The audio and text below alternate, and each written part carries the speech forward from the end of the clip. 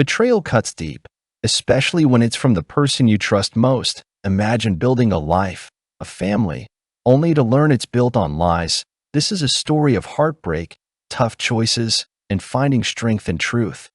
My name's Ethan. I'm 35, and I'm an electrician from a small town in Ohio. For 7 years, I thought I had it all: a steady job, a cozy house, and Claire, my high school sweetheart turned wife. We weren't perfect, money was tight, and we argued about dumb stuff like whose turn it was to do dishes. But we were happy, or so I thought. When Claire told me she was pregnant, I swear my heart grew 3 sizes. I'd always wanted to be a dad. I'd picture teaching my kid how to ride a bike, taking him to baseball games, the whole deal. The day Claire showed me that positive pregnancy test, I cried like a baby. We spent hours dreaming up names, joking about whether our kid would get my stubborn streak or her blue eyes. I started picking up extra shifts, rewiring old houses and fixing busted panels to save for the baby. I even built a crib by hand, sanded it down, stained it, the works. Every night, I'd kiss Claire's growing belly and whisper to our son, "Can't wait to meet you, buddy." Life felt like it was finally coming together. Claire and I had been through rough patches. Sure, her dad's cancer scare a few years back drained our savings, and we'd fought about my long hours. But this baby, he was our fresh start. We picked the name Lucas after my grandpa, who'd been like a father to me. I imagined Lucas growing up in our little house, running around the backyard, maybe even learning to swing a hammer like his old man. Claire was glowing during the pregnancy. She'd hum while cooking dinner, and we'd laugh about her cravings for pickles and ice cream. I'd drive 20 miles to the nearest supermarket at 2 a.m. just to get her what she wanted. I didn't mind. I was all in L, 100% committed to her, to us, to our family. When Lucas was born, everything changed. He was perfect. Tiny hands, a shock of dark hair, and a cry that could wake the neighbors. I held him in the hospital, my eyes blurry with tears, and promised I'd be the best dad I could be. Claire smiled at me, exhausted but happy, and I thought, this is it. This is what life's about. But a few months later, something felt off. I couldn't put my finger on it at first. Claire was distant, snapping at me over little things, like leaving socks on the floor. I chalked it up to new mom stress, but then I found an email on her phone. It was from some guy named Mark, and the words hit me like a punch to the gut. "Miss you? Can we talk soon?" I didn't want to believe it. I told myself it was nothing, just a friend, maybe a coworker from her old job at the insurance office. But doubt started creeping in, like a slow leak in a tire. I started noticing things, her staying up late texting, locking her phone when I walked in. I pushed it down, focused on Lucas, on changing diapers and midnight feedings. But that email stuck with me. Then came the day that broke me. I don't know why I did it, call it a gut feeling, but I ordered a DNA test kit online, swabbed my cheek, swabbed Lucas's, sent it off. When the results came back, I sat in my truck outside our house, staring at the words. Probability of paternity, 0%. My world shattered. Lucas, my boy, wasn't mine. Before all this, before the DNA test, before the email from Mark, before my world fell apart, life with Claire felt like a dream I didn't want to wake up from. We met in high school, back when I was a gangly kid with a mullet, and she was the girl who could make the whole room laugh. I was 16, shy, and terrible at math. Claire helped me study for algebra, cracking jokes about my handwriting until I was laughing so hard I forgot to be nervous. By senior year, we were inseparable, sneaking kisses behind the bleachers and dreaming about getting out of our small Ohio town. We got married at 28, after I'd finished my electrician's apprenticeship and she'd landed a job at an insurance office. It wasn't a fancy wedding, just a backyard barbecue with string lights, my mom's potato salad, and Claire's dad giving a tipsy speech about how I'd better treat his little girl right. We didn't have much money, but we had each other. We bought a fixer-upper house with a leaky roof and creaky floors, spending weekends patching drywall and painting walls a cheery yellow because Claire said it'd make the place feel alive. My job kept me busy, sometimes 60-hour weeks when big projects came up, like rewiring old factories or installing solar panels. I'd come home covered in dust, and Claire would tease me, saying I smelled like sawdust and man sweat. She'd have dinner ready, nothing gourmet, maybe spaghetti or tacos, but it was our routine. We'd eat on the couch, watching reruns of The office dash, her feet in my lap. Those nights felt like enough. Money was always tight, though. Claire's job paid okay, but her dad's medical bills from his cancer treatment hit us hard. We drained most of our savings to help him out, and I didn't mind. She was close to her dad, and I'd do anything for family. My own parents were around, but they weren't the warm and fuzzy type. Dad was a retired mechanic who'd rather tinker with his truck than talk feelings, and Mom was always busy with her church group. Claire's family became my family, and I loved that. We were building something together. We had our fights, of course. Claire hated how much I worked, said it made her feel like a work widow. I'd snap back that I was just trying to keep us afloat, especially after her dad's bills. Sometimes she'd get quiet for days, like she was carrying something heavy I couldn't see. I'd ask what was wrong, and she'd just say, "Nothing, I'm fine." With that tight smile that never reached her eyes, I figured it was stress. Her job wasn't exactly thrilling, filing claims and dealing with cranky clients. I tried to be there for her, bringing home her favorite coffee or fixing the squeaky cabinet she hated, but sometimes it felt like I was missing something. Still, we had big plans. We talked about kids, how we'd raise them to be kind but tough, like my grandpa Lucas, who'd taught me how to fish and tell a good story. Claire wanted a big family, 3 or 4 kids, and I joked that we'd need a bigger house first. We'd lie in bed at night, dreaming about the future, maybe a vacation to the Smoky Mountains, maybe a better truck for me. It wasn't perfect, but it was ours. Looking back, I wonder if I missed the cracks forming. Claire was always the outgoing one, charming everyone at parties, while I was happy just being her plus one. She'd talk about her coworkers, especially this guy Mark who was so funny at the office. I didn't think much of it. Claire was friendly, that's all. I trusted her completely. Why wouldn't I? She was my wife, my best friend, the woman I'd built my life around. The idea of her betraying me never even crossed my mind, not until it was too late. Looking back, the signs were there, but I was too busy changing diapers and rewiring houses to see them. Claire's mood swings started a few months before Lucas was born, but I told myself it was just pregnancy hormones. She'd always been the life of the party. Quick with a laugh or a witty comeback, but now she'd snap at me over nothing.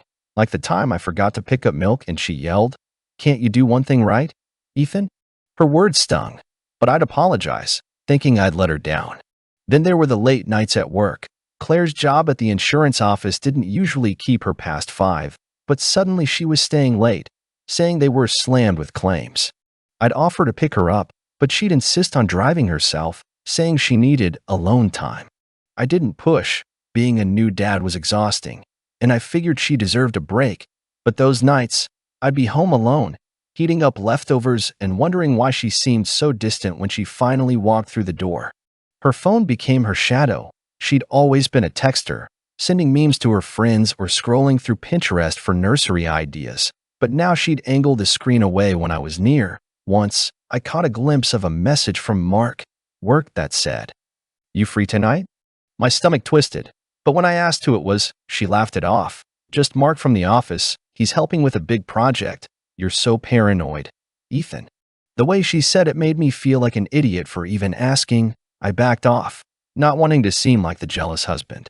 Claire had a way of turning things around on me. If I asked why she was so quiet, she'd sigh and say, "I'm just tired." "Okay. You're always working, and I'm stuck here planning everything for the baby." It hit me hard. She wasn't wrong. I was pulling 12-hour shifts to save for Lucas's future, but maybe I was leaving her to handle too much. I doubled down, bringing her flowers or taking her out to her favorite diner, hoping to fix whatever was breaking. She'd smile, kiss me, and say, "You're sweet, Ethan," but it felt like she was going through the motions. Then there was the baby shower. Claire's sister threw it at our house, and I helped set up, stringing balloons, hauling in trays of sandwiches. Mark showed up, which surprised me. He was a tall guy, slick with a salesman's charm, always cracking jokes. Claire introduced him as her work bestie, and everyone laughed, but I noticed how he lingered near her, refilling her drink, whispering something that made her giggle.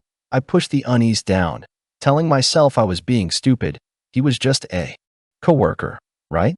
But when I tried to join their conversation, Claire steered it to work stuff, leaving me feeling like an outsider in my own home. The real kicker came a month before Lucas was born. I found a receipt in her purse for a coffee shop we never went to, dated for a day. She'd said she was at work late. When I brought it up, she got defensive. God, Ethan, it was just coffee with the team. Why are you making a big deal out of this? Her eyes flashed with anger, but there was something else, guilt.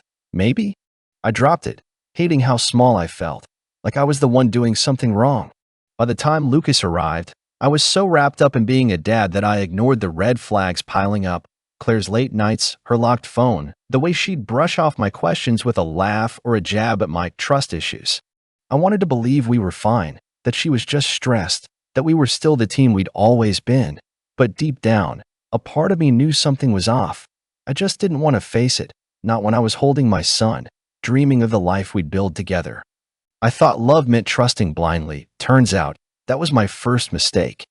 The moment I read probability of paternity, 0% on that DNA test, my world didn't just crack. It shattered into a million jagged pieces. I sat in my truck, the engine off, the silence screaming louder than my thoughts. Lucas, my little boy, the kid I'd rocked to sleep and sung lullabies to, wasn't mine. Every moment I'd spent dreaming of his future, teaching him to throw a curveball, building him a treehouse felt like a lie.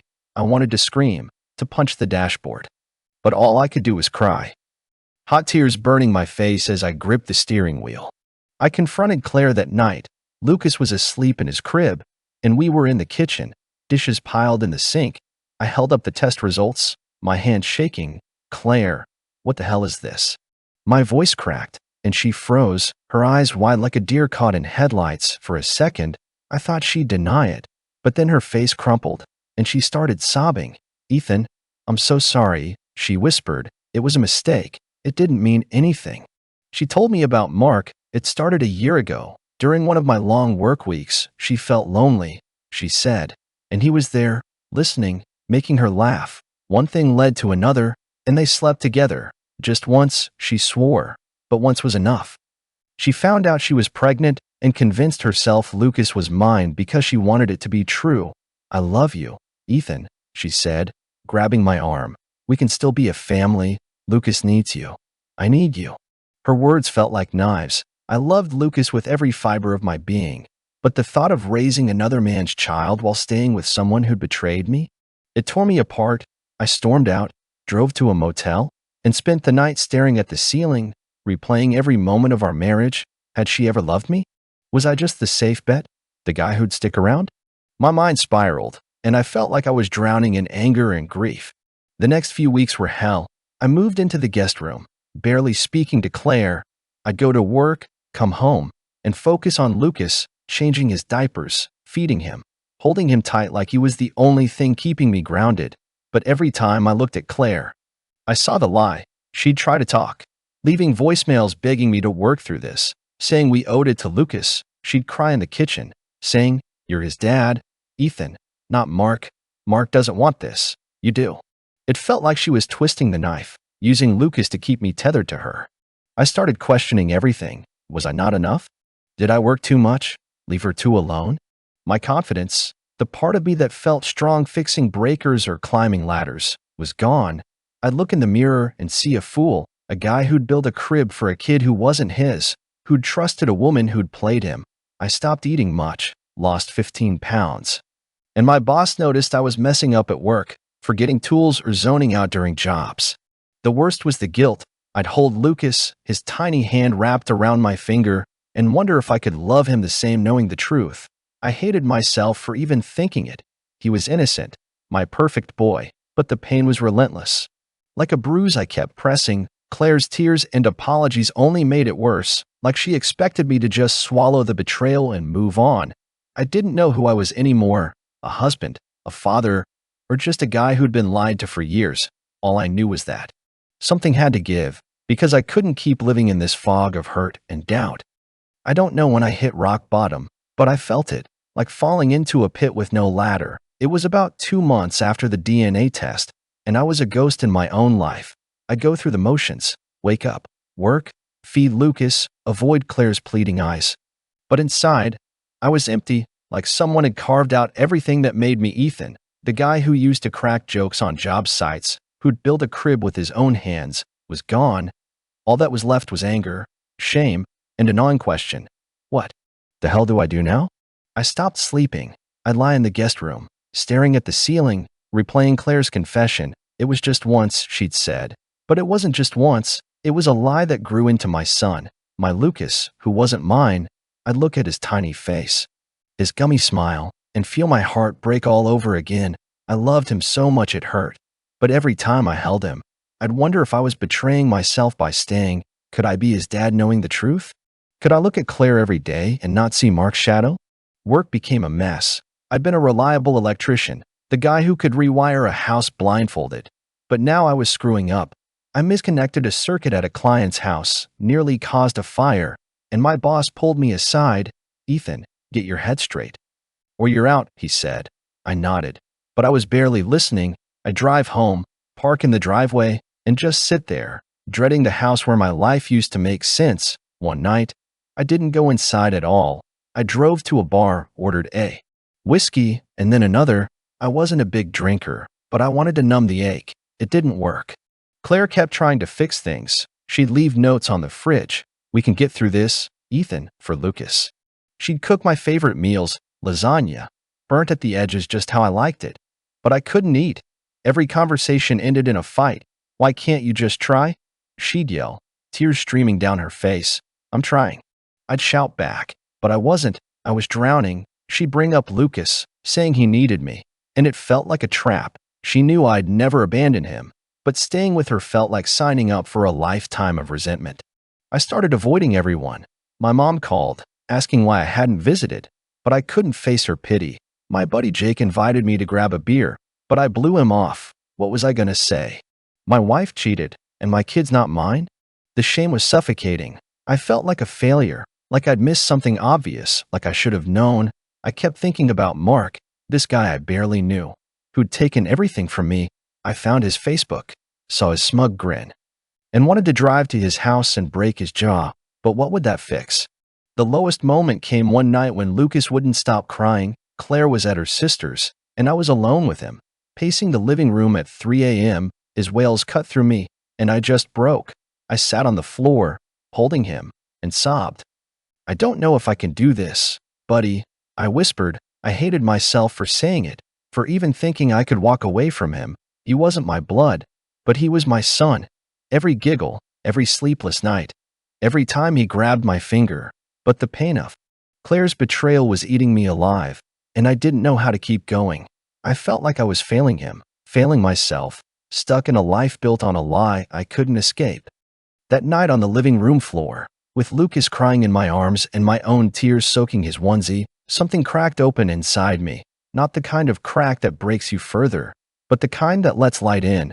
I looked at my boy, his tiny nose, his clenched fists, and realized he wasn't the lie. Claire's betrayal was the lie. But Lucas? He was real. He was mine, not by blood, but by every moment I'd spent loving him. I knew then I couldn't let her betrayal take him from me, too. The next morning, I called my buddy Jake. I hadn't talked to him in weeks, dodging his texts because I couldn't face the truth, but I was done hiding. Over coffee at a diner, I spilled everything: the DNA test, Claire's affair, the way I'd been falling apart. Jake didn't say much, just listened. But when I finished, he leaned forward and said, "Ethan, you're Lucas's dad. Biology doesn't change that. But you gotta figure out what you owe yourself, too." His words hit like a jolt from a live wire. I'd been so focused on Claire's lies and Lucas's future that I hadn't thought about what I needed to heal. I started seeing a therapist, a guy named Dr. Patel, recommended by my mom. I was skeptical. Talking about feelings wasn't my thing, but I was desperate. In our first session, I rambled about the betrayal, the shame, the fear of losing Lucas. "Dr. Patel asked, what makes you a father, Ethan?" I didn't have an answer at first, but over weeks, I started to see it. Being a dad wasn't about DNA. It was about showing up every day for Lucas. But staying with Claire? That was a choice I didn't have to make. I confronted Claire one evening, Lucas asleep in his crib. I told her I couldn't stay married. Her face fell, and she started crying, saying, "We can fix this, Ethan, for Lucas." But I was done with her guilt trips. "This isn't about Lucas," I said, my voice steady for the first time in months. "This is about us, and there's no trust left." She begged, said she'd cut off Mark, go to counseling, anything. But I knew I'd never look at her the same. The love we'd had was buried under too much hurt.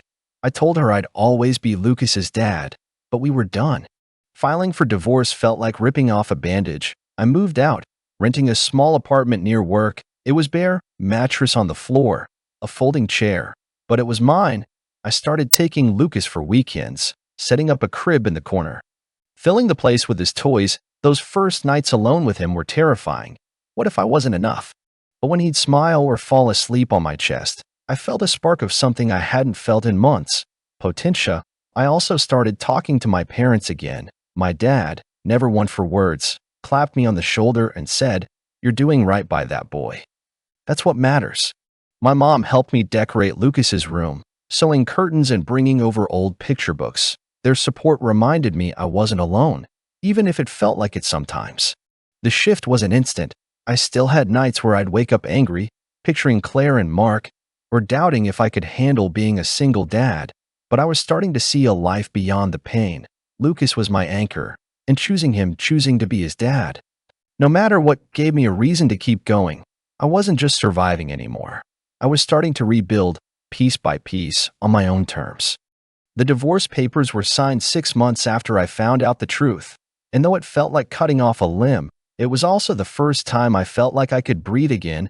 I was done living in Claire's shadow, done letting her betrayal define me. Lucas was my reason to get up every morning, and I decided I wasn't just going to be his dad. I was going to be the best damn dad I could be. That meant rebuilding myself from the ground up, not just for him, but for me. I threw myself into being present for Lucas. Our weekends together became sacred.